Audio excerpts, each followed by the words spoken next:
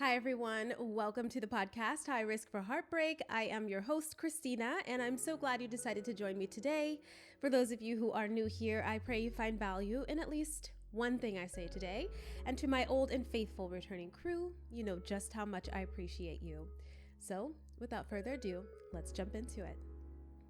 You guys are going to have to forgive me today for my voice. I know I sound a little stuffy, and I am because seasonal allergies. I'm excited though because obviously spring is on its way and it's one of my favorite seasons. So once I get past this, I'm going to be good to go until fall.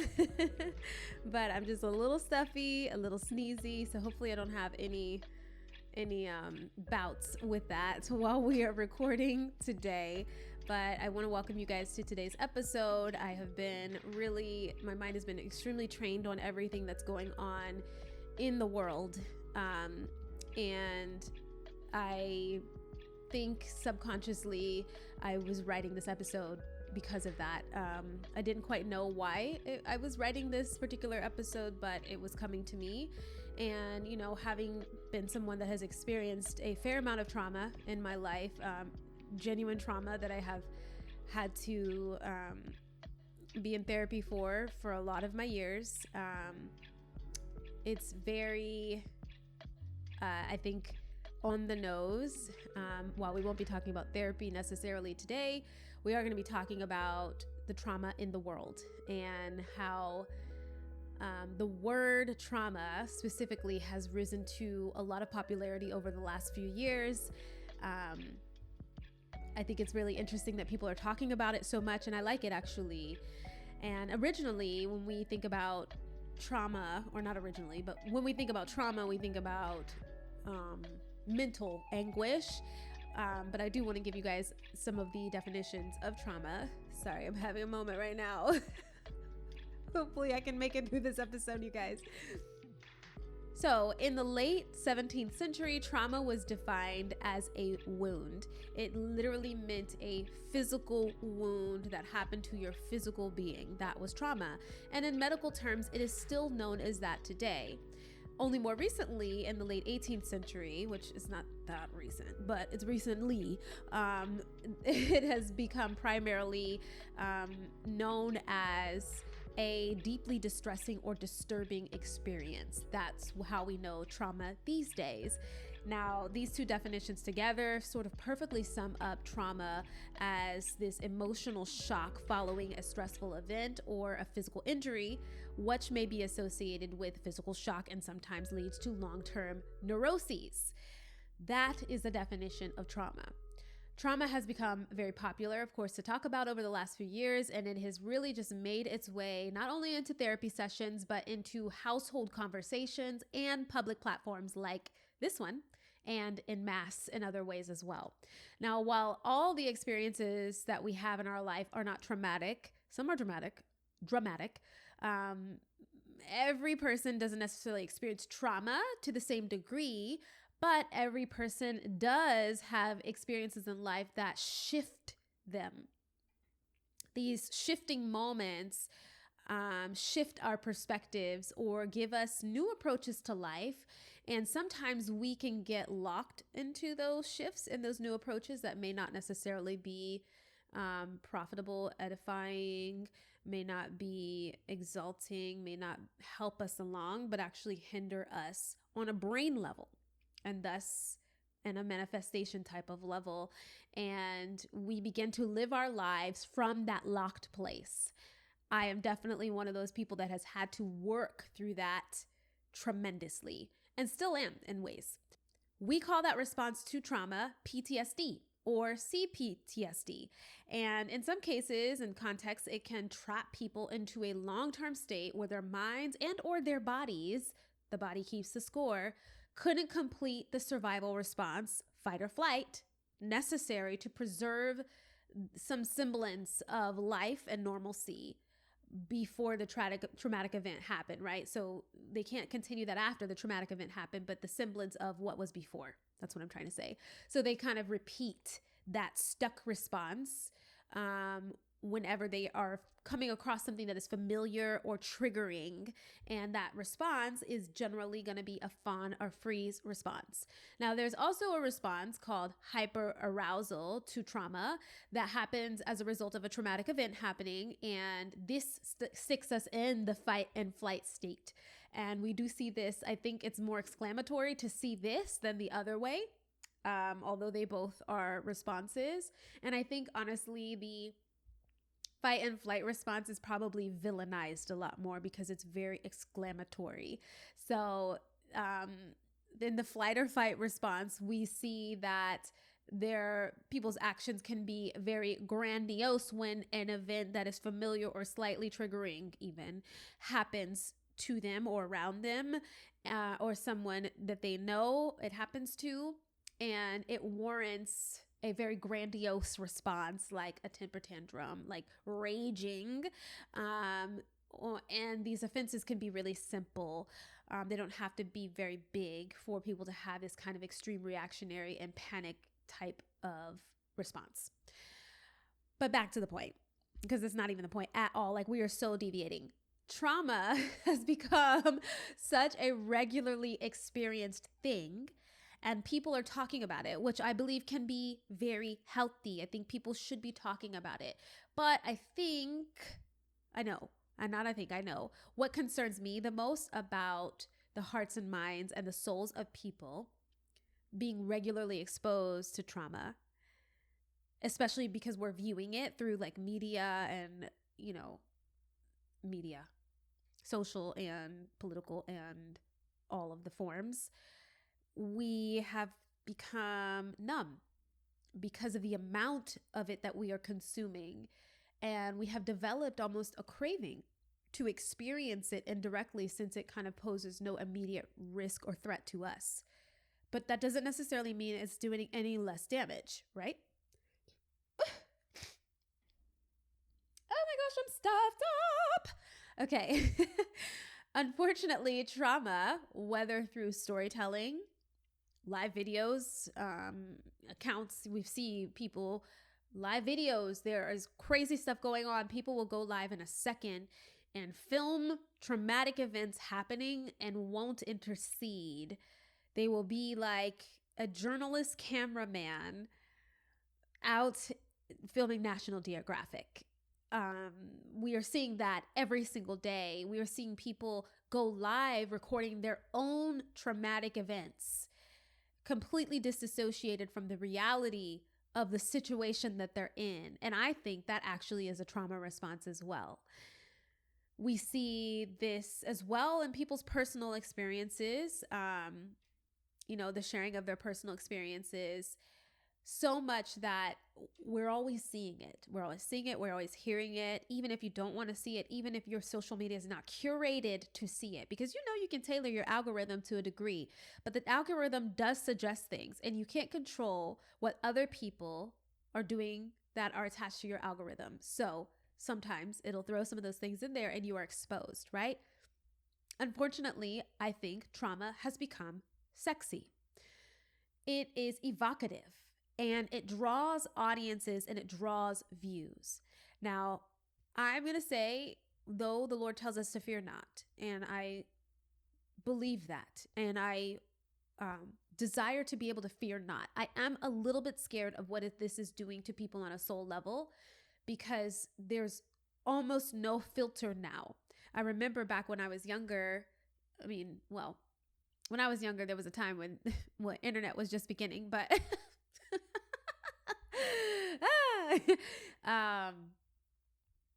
I remember when like having my first social media, what was MySpace, I think was my first social media that I had. I don't even remember how old I was. I was young though. Having that, like, I couldn't see a feed of everybody's things going on. I had to go like page to page, and we weren't posting stuff like that. Yes, there were traumatic events happening, but we weren't like posting things like that. We were posting happy things, like, look at my bracelet, look at my new clothes, oh, look at this new friend that I have. I'm going to move them up to the top of my friend list. Like, things were not as they are now, where it is a literal trauma show every time you log in to any app and turn on the television. It's awful. So today I want to speak about, I guess, reasons why trauma has become so popular and has become so sexy, but I don't exactly know how this is gonna go. So we're just gonna take the ride, okay? So let's relate. Number one, and I don't mean to laugh. I don't even know why I'm laughing because it's not funny actually, and this really does bother me. But I think maybe this is a trauma response, also because I'm feeling so under the weather. Okay. Numero uno, trauma is evocative. It gets the people going. Do you guys remember that? I've had 2 quotes from the same album on the last 2 episodes. If you know what I'm talking about, put the comment below. Trauma is not actually sexy, of course. It's not actually something that any of us desire to have.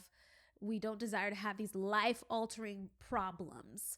However, and unfortunately, when others do, and sometimes when we have gone through trauma, it is attractive, right? We like to tell the story when we've overcome, when we come out of it at least alive. Even if we haven't necessarily worked through whatever happened, it can be a great story, right? We get on there and oh, you're not going to believe what I went through. You're not going to believe what they did to me. And we make sure to make it very interesting too, so people tune in to these sagas that I've heard of. I've never watched any of these sagas, but I've heard of them on TikTok, I believe, and other platforms where people will go releasing 30-minute videos, each a saga of 15, telling their traumatic story. And what we have learned through this is that every story has a problem, and it should have a solution. It has a narrative arc. And what happens is a problem arises very early on in the main character's life. And then we take this journey of the evolution towards the solution, hopefully, of the problem, right? Not all of the problems are solved. We see this in film, we see this in television and books, and of course, in life. The difference is typically we have been conditioned for happy endings in the fictional world. So I'm looking for that Disney at the end, okay? And real life does not mimic Disney at all. So that's why we go to those fake places, because we need fantasy. We need to escape real life. And until recently, in the age of mass sharing and social media, we have really needed that happy ending. But I think people are now getting off on not having the happy ending. And I think while that's real, it's dangerous because there are no solutions to these issues, but we continue to share them ad nauseum. Without problems, issues, and trauma, this life would obviously be perfect. It would be as God intended it, because problems and issues and trauma arise from a spiritual fault in our relationship with God, thus our relationship with others. Now, I'm not going to go on the story of Genesis and the fall of man. I could do that. I wanted to do it a little bit, but I was like, stay on topic, okay? But there was a very simple problem. Man and woman were deceived. They made a choice. God gave them a choice, and they made that. And they decided to digress from perfection that God intended them to have for a lesser and inferior version of life they elected. And I think a lot of times when we are going through our traumatic dealings, we may not necessarily know how to heal or have anyone to assist us through that. So we don't heal properly. And then we end up settling for an inferior version of life. And then we go and share the story. So we have a bunch of people hearing a traumatic story with no real solution and seeing you now living out of your trauma, PTSD, CPTSD, an inferior version of life. Now, it's not your fault in the sense that you weren't able to heal properly. I don't think it's really anyone's fault necessarily, but I think there is responsibility if you have means and knowledge that you can go and get help, right? I think it becomes a responsibility of yours. So through these choices, this trauma, these issues, and these problems, We now have a bend. We have a familiarity with the inferior version, right? So we are born over and over again. We see familial distress over and over again. And we wonder why certain patterns of behavior continue to come up and from one generation to the next. That is what this is living in this kind of inherited bend or inclination for lesser and inferior life because of traumatic events, right? And it's not necessarily just about actual exposure. Sometimes as mama was exposed to something, she didn't heal properly. She began living her life in an inferior way. And then you got exposed to that thinking that was normalcy. So you're living your life from that way. But when that familiar trigger comes up, that maybe you never even had something happen to you that happened to mama, but the familiarity because of the story, right? The story that's behind that, what does it do? Triggers you and you don't get healing, or you don't have any dissection and can't figure out where to go from there. Anyway, wow, tangent. Now it's too late though, because you've been living like this to exist in this kind of perfection that God intended for you, which, that's gone. Perfection is gone. We won't have that in this life. But God is offering better for us, right? And we get to choose the better still. Trauma can feel like home for a lot of people. And I think in theory, you can say that it is. And that's why we can't look away, because trauma feels familiar. Maybe it doesn't feel good, but it is something that we're used to. And I think that we can become unused to it because it is unhealthy. Number 2 is trauma is a means for others to learn, to experience what they may have not experienced, or, find ways to relate to others through what they experienced. So when people are online sharing their stories, this is a means for people to be able to relate to them and learn about them. And, I find myself all the time looking at traumatic videos and reading articles, especially in studies. I like to read articles and studies, and probably more than I should. And not because I want to overexpose myself, but I learn a lot, and it gives me things to actually speak about in a rounded way on here. And to just know for myself, right? Because I am actually really interested in these things, but I'm interested in the solution. And I think one reason that, we can learn from this stuff is because humans have always been curious about the human mind and heart and soul. Not everybody wants to know the psychology of people and the philosophies and stuff, but there are some of us who do. And those people who do study have to look at it.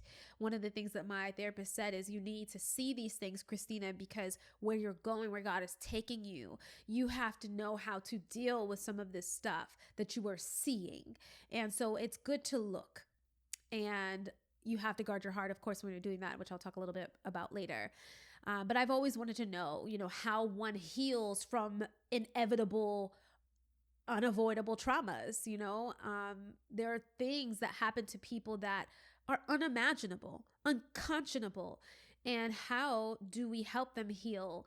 And so that's something that I'm very interested in. And maybe because, I've experienced, like I said, my fair share of events throughout my life, literally.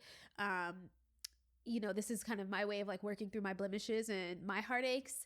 But nonetheless, I've learned so much about the human mind and the heart and the soul because I look, because I study, I read. And so we see therapists and counselors, psychologists studying people's traumas all the time and coming up with solutions to help them overcome. We see pastors and lay shepherds and intercessors tending to people's traumas to help them overcome. We see family and friends and mentors intercepting people's trauma to help them overcome, because we learn through watching how we want better for people. We learn through watching how to want better for people is what I'm saying, and how to help them through their issues that they are having. Having the grace to stomach others' traumas is not afforded, of course, to everyone. Everyone doesn't have that gifting. And that's why, I don't recommend that everyone becomes the one who does it, especially if you haven't been called to do it. Like if this is not your purpose, don't purposefully expose yourself to these things, because it could have a negative impact on you. We even know that even just saying negative things to yourself every single day rewires the brain. And so you do need to be careful of how you expose yourself and how you're guarding your heart and mind. If it is something that you are interested in, you have a passion for, you need someone to be able to hold your hand and help you through this. And you're going to need somebody to help you offload some of the things that you are experiencing. Because it's not just observation, you are working towards action. You're taking actionable steps to help people heal. So you're not just observing, you're getting in there. And so you will need help to help you as you help others, you know? Number 3, unfortunately, trauma makes money. It sells movies, TV, music. They have been priming us for a while to withstand highly traumatic events. And it seems that everything revolves around trauma and suffering, which of course there's a lot of happening in this world. So why wouldn't it? And it's something in some way that we're trying to work out in our conscience, right? By putting it in these things. But I do find it particularly interesting that we have made such a business of it in almost all of our industries, like literally all of our industries. It's everywhere you turn.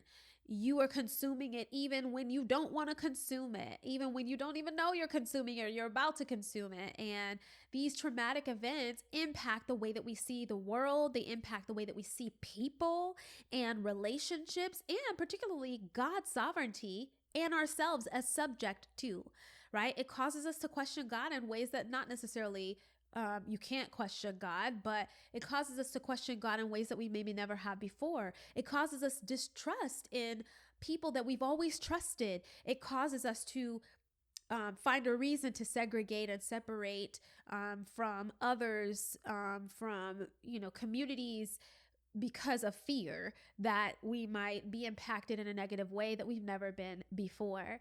And so we have to be really careful because it is so much in excess and there's nowhere for the overflow to go but out onto others. So when you're consuming in excess a bad thing, or anything really that can become bad, it has nowhere to go. So it's going to spill out onto others. So with these industries like music, movies, film, that's the same thing, television, social media, are pouring on us this stuff, we do have a choice whether or not we're going to allow it into our eye and ear gates. It's something that the Lord has really been working on me with, which I don't even watch TV like that, you guys. I have to schedule to watch TV.